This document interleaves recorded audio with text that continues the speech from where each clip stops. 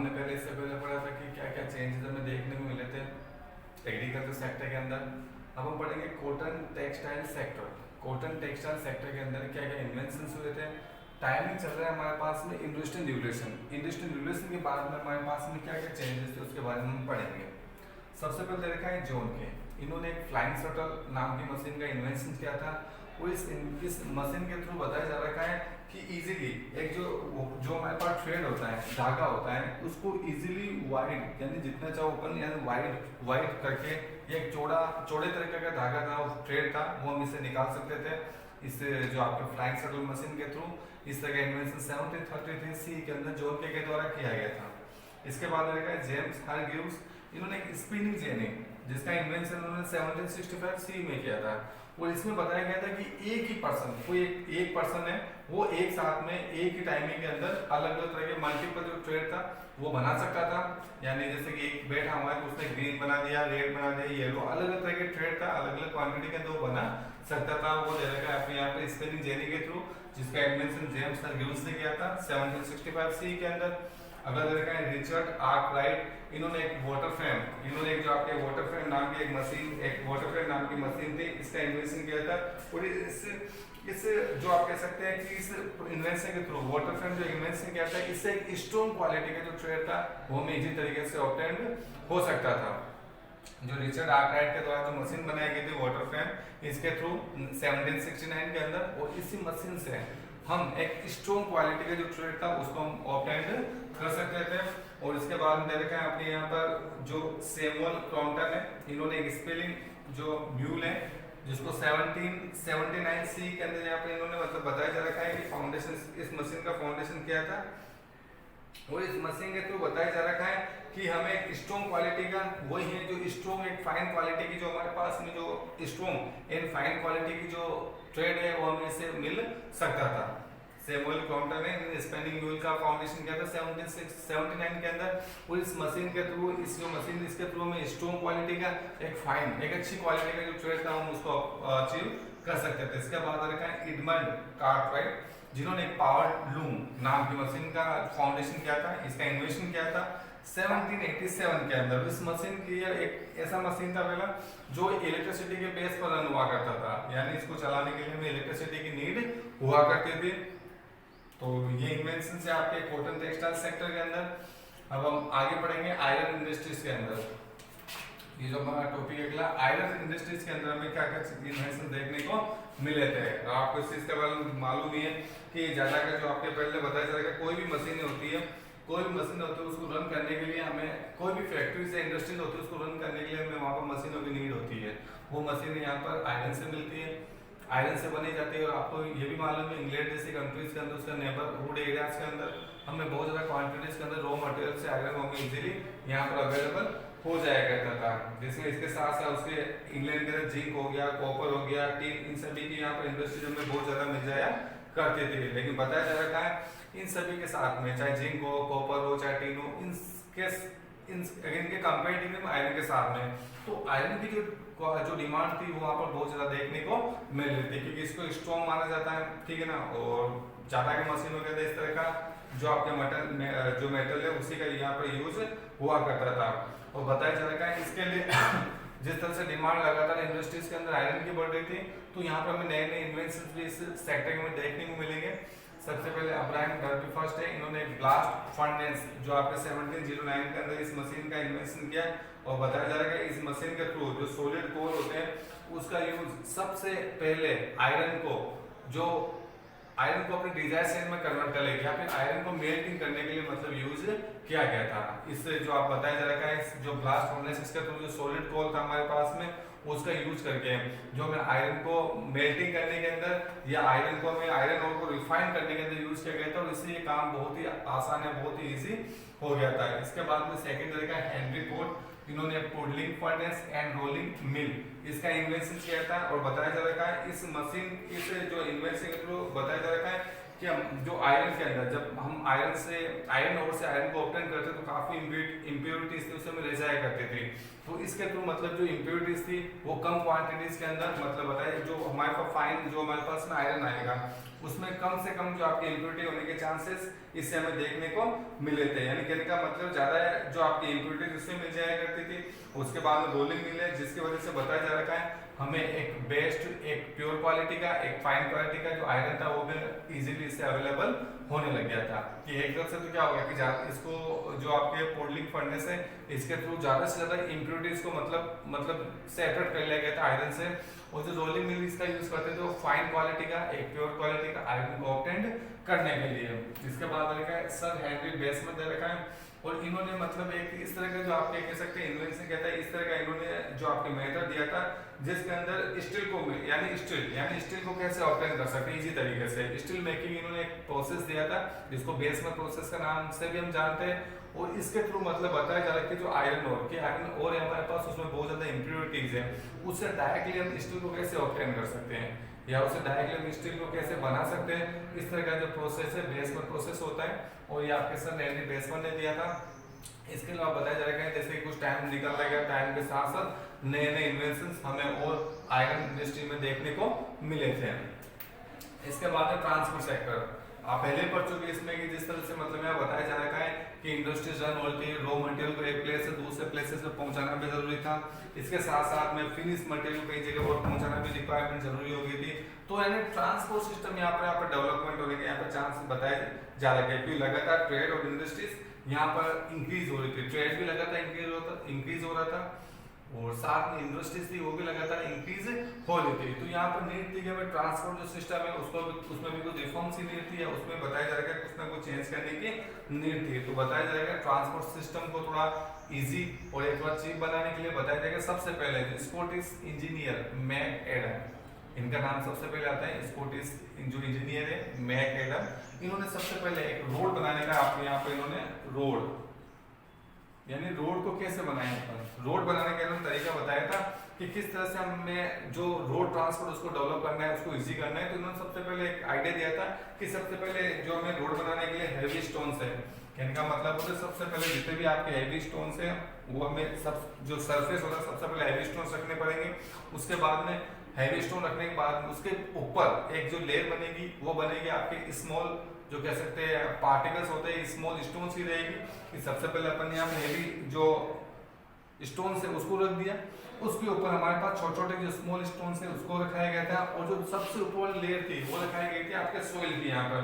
कि मतलब बताया जा रहा है एक जो सबसे ऊपर वाली लेयर रहेगी वो यहाँ पर आपके सोइल की रहेगी जो उसको एक लेवल के अंदर सेटअप कर देगी। तो ये उन्होंने तरीका बताया था रोड मेकिंग का जिससे ट्रांसपोर्ट थोड़ा ईजी हो जाएगा। अभी तो होगी रोड ट्रांसपोर्ट की। अब हमें मालूम है कि ज्यादा हैवी मटेरियल्स होते हैं हैवी मेटल्स हैवी जो थिंग्स होती है हमारे पास में या कुछ ट्रेड इंडस्ट्रीज के लिए जो मतलब हमारे पास में जो हम मटेरियल को एक प्लेस से दूसरे प्लेस से भेजना है तो रोड ट्रांसपोर्ट थोड़ा कॉस्टली हुआ करता था या रोड ट्रांसपोर्ट कह सकते हैं। इसके लिए जो हैवी मटेरियल्स होते हैं उसको एक प्लेसेस पर दूसरे प्लेसेस पर सेंड करने के लिए जो बताया जा रखा है रोड ट्रांसपोर्ट थोड़ा एक्सपेंसिव और मतलब कहीं टूट फूट हो गया कई जगह कोई बहुत सारे प्रॉब्लम्स आते थे। तो इसके लिए बताया जा रखा है कि जो एक नया तरीका लाया गया नया तरीका दिमाग में है कि रोड ट्रांसपोर्ट की जगह अगर हम वाटर ट्रांसपोर्ट का यूज करते हैं हैवी मटेरियल्स को हैवी गुड्स को एक प्लेस से दूसरे प्लेस पर भेजने के लिए तो हमारे लिए थोड़ा एक कॉस्टली भी नहीं रहेगा और थोड़ा एक कह सकते हैं कन्वीनियंट रहेगा। तो इसके लिए बताया जाएगा सबसे पहले जेम्स ब्रिडले ये हैं जेम्स ब्रिडले इन्होंने सबसे पहले जो आपके कैनल का जो कह सकते हैं इनमें से कहते हैं कैनल बनाई थी इन्होंने और जो कैनल वर्सले कैनल्स के नाम से जानते हैं जो इंग्लैंड की फर्स्ट कैनल थी। सबसे पहले जो इंग्लैंड में कैनल बनाई गई थी वर्सले कैनल है। इसको बनाने का काम था 1761 सी के अंदर किया गया था और इस कैनल के थ्रू बताया जा रहा है जो गुड्स थे हैवी गुड्स थे जो मशीन जो फैक्ट्री से बनाए जाते थे या रॉ मटेरियल्स की नीड तो उनको एक प्लेसेस से दूसरे प्लेसेस पर इजीली यहाँ पर सेंड कर दिया गया।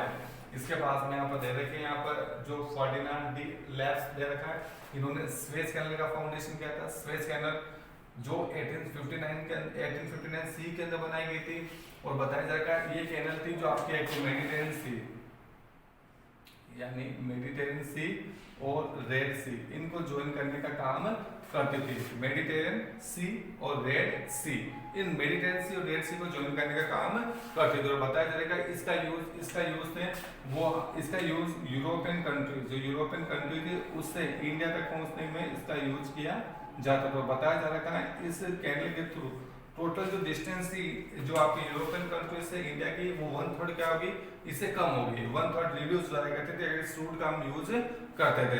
तो इस तरह का जो आपके चेंजेस हमें ट्रांसपोर्ट सेक्टर में देखने को मिला था। इसके अलावा रॉबर्ट फल्टन ने, इन्होंने फर्स्ट स्टीम बोट बनाई थी, जिसको चलाने के लिए स्टीम का वो यूज, एनर्जी, जैसे आपको मालूम है कि एनर्जी में भी काफी चेंजेस हुए थे, इंडस्ट्रियल रेवोल्यूशन के टाइमिंग के अंदर नई नई एनर्जी बनी थी। तो यहाँ पे एक स्टीम एनर्जी, ये भी एक एनर्जी स्टीम बोट बनाई थी, जिससे कि जिसका यूज वो एक प्लेसेस से दूसरे प्लेसेस को भेजने के लिए करते थे।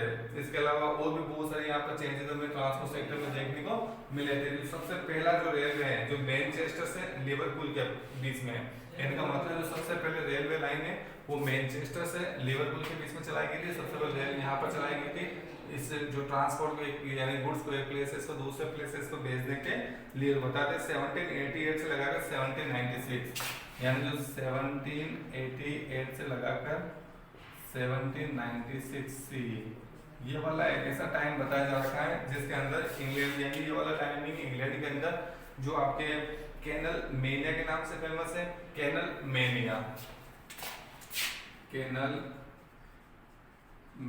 इसके नाम से मतलब बताया जा रहा है। ये वाला एक टाइम पीरियड है जो फेमस है, क्योंकि इस टाइम पीरियड के अंदर इंग्लैंड के अंदर बताया जा रहा है कि बहुत अलग अलग तरह की जो आपकी यहाँ पर या बहुत ज्यादा कैनल्स थी वो बनाई गई थी।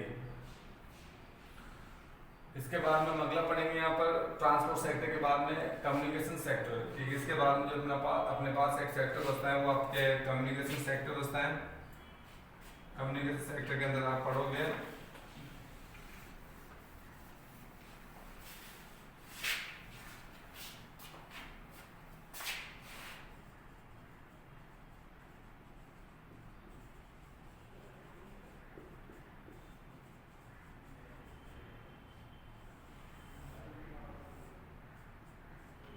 कम्युनिकेशन सेक्टर, यानी कम्युनिकेशन सेक्टर कह सकते हो कि जिस तरह से मतलब जैसे ट्रांसपोर्ट सेक्टर देखा आपने, इजीली एक प्लेस से दूसरे प्लेसेस जाना, तो कम्युनिकेशन सेक्टर आएगा जिसके अंदर हम एक प्लेस से दूसरे प्लेसेस को इजीली मैसेज को कन्वे करते हैं, चाहे बाई फोन कर रहे हैं, चाहे रेडियो कर रहे हैं, चाहे टीवी, चाहे इंटरनेट, जो भी है सब कम्युनिकेशन सेक्टर की कैटेगरीज के अंदर आते हैं। तो बताया जा रहा है सबसे पहले 1844 के अंदर सैमुअल मोर्स, नाम दे रखा है आपको सैमुअल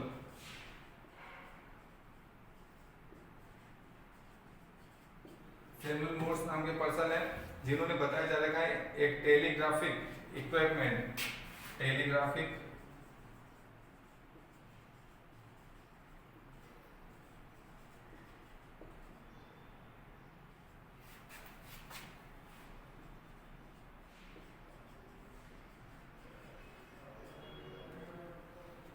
यानी जो आपके सैमुअल मोर्स के द्वारा यहाँ पे आपके टेलीग्राफिक इंस्ट्रूमेंट्स का फाउंडेशन हुआ था, और ये फाउंडेशन हुआ था आपके 1844 सी के अंदर।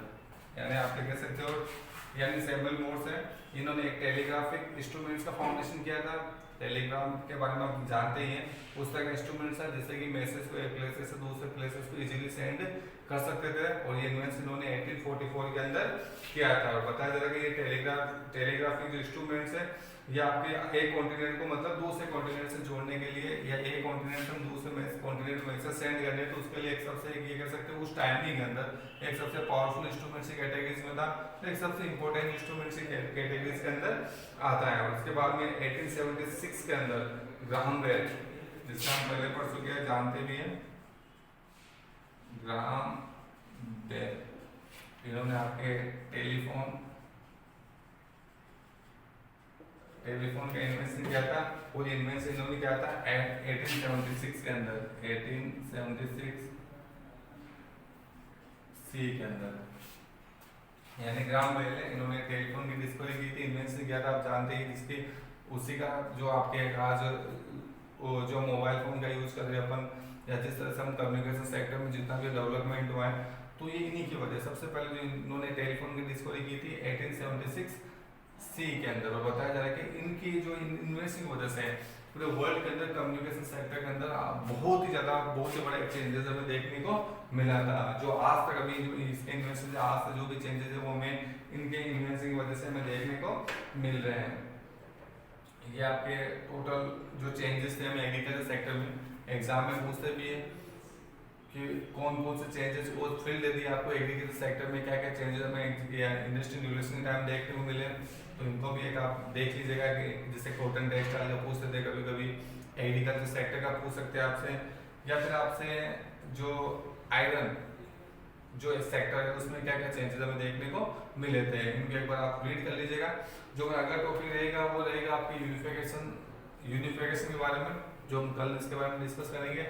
यूनिफिकेशन अगर वर्ल्ड हिस्ट्री क्लास 10 के साथ देखें तो दो तरह का आपको यहाँ पे यूनिफिकेशन में देखने को मिला था, एक तो जर्मनी का मिलेगा, एक हम इटली का पढ़ेंगे। तो इसमें हमारे पास टॉपिक रहेंगे कि क्या क्या प्रॉब्लम्स थी, क्या क्या ऑब्स्टेकल्स हमारे साथ जो उस समय के टाइमिंग के अंदर वहाँ के लोगों के अंदर थे, या कौन कौन से ऐसे जो इंस्टीट्यूशंस हुए, कौन कौन से ऐसे पर्सन्स हुए जिन्होंने इनके यूनिफिकेशन में अपना इंपॉर्टेंट रोल प्ले किया, वो भी हम फर्दर पढ़ेंगे, इटली का और जो जर्मनी का। ठीक है।